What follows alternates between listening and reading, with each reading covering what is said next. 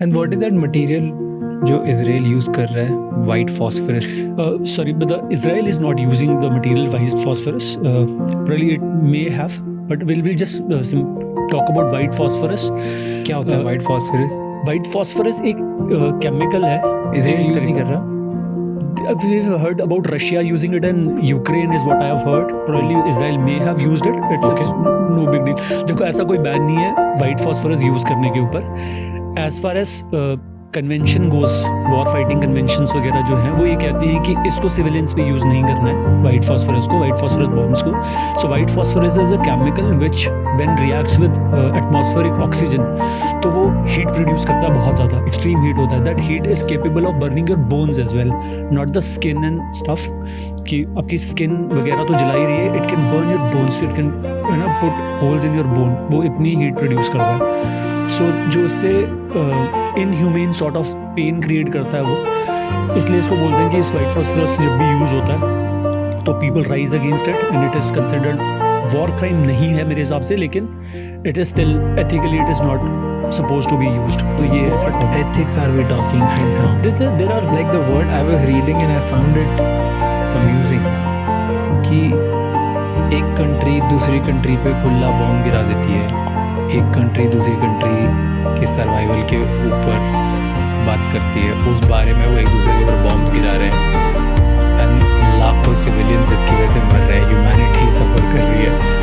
इनके बीच में उन्हें ये सब वॉर क्राइम्स नहीं लग रहे, ये सब क्राइम्स नहीं लग रहे, ये सब डेंजरस नहीं है. उन्हें डेंजरस लग रहा है कि जो बॉम्ब गिर रहा है उस बॉम्ब में मटीरियल क्या है. look, What are we even talking? cost of war is human lives. बाकी सब कुछ उसके आसपास का वाइट नॉइज है, पैसा वैसा सब कुछ. कॉस्ट ऑफ लाइफ है, कॉस्ट ऑफ लाइफ ही है फाइनली.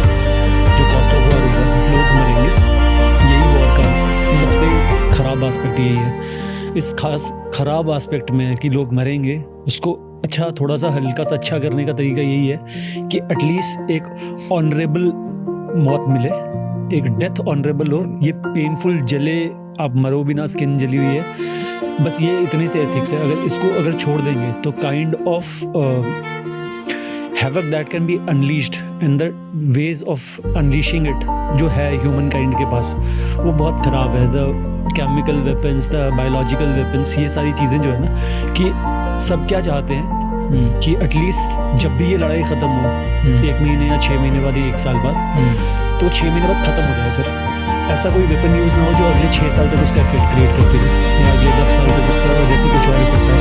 तो एटलीस्ट कम से कम वो चीज़ ना हो.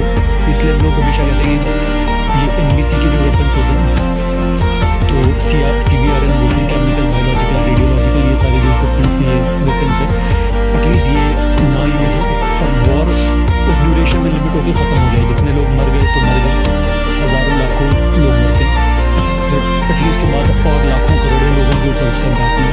Do you think US will use mother of all bombs? I saw that in news कि they are preparing GDAMs which are kind of वही है, मतलब GBU-57 जो है 13,800 kg का बॉम्ब है, वो है मदर ऑफ ऑल बॉम्ब. जो use for bunker busting actually. 11 to 13 tons per bomb, right? Yeah, 13,800 kg is the weight of GBU-57. उसका एक छोटा वर्जन भी है, GBU something else, it has got a slightly lower weight. But उसको use कर सकते हैं if they still feel कि उनको लगता है कि ऐसी कोई फैसिलिटी है. इट्स अ बंकर बस्टिंग, मैंने कहा उसका पेनिट्रेशन होता है. So any facility which is underground it is used against that. Generally उसी के अगेंस्ट यूज़ करते हैं.